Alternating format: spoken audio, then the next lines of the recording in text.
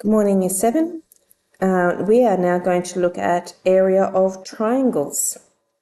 So one side of a triangle is called the base, which we use letter B for base. The perpendicular distance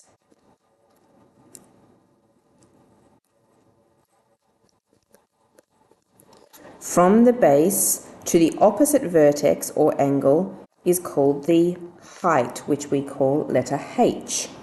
So there's different types of triangles that you can draw.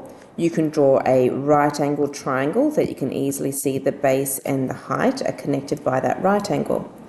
Or you could have a triangle that has a base down the bottom, and then you need to draw this perpendicular height coming in the center. Or alternatively again, here is my base, and I would, because it is an obtuse angle triangle, I would need to come out the side of the shape to make a perpendicular height out here. Whichever type of triangle it is, the important thing is that you look for the right angle, and it is the two sides that are connected by that right angle. The formula for the area of a triangle is A equals half BH. If you remember from last lesson, the area of a rectangle was A equals BH. A triangle is always half of a rectangle that has the same dimensions. So all we need to do is put that half in front of the formula. Okay, so here are our questions. Question 1. Find the area of a triangle shown below. Show full working out. So because I can see that it's a triangle, the first thing I do is write down my formula. A equals half BH. The base and the height, if I find my right angle in here, are the two sides connected by that right angle. So subbing those measurements in, I have half times 10 times 9. Then third step, I times those numbers together. Half times 10 times 9 is 45 centimeters squared because we're doing area. Question B is a triangle, so I write my formula down. A equals half BH. To sub in my numbers, I find the right angle, and it's the two measurements on either side of that right angle. Subbing them in, I have half times 9 times 6. Half times 9 times 6 is 27 meters squared. To make the questions a little bit harder, let's go to the next page. A church spire has 6 identical triangular faces with dimensions shown. So they're a little bit small, but we have a base down here of 100 centimeters. We have our right angle with a perpendicular height of 4.2 meters. What area of copper roofing would be required to cover all 6 faces of the spire?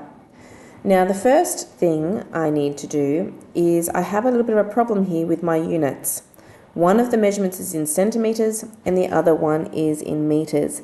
The question doesn't specify which one it would like the answer in, so we can choose, and because I'd like to avoid the decimals, I'm going to change the 4.2 meters into centimeters, and you would times it by 100.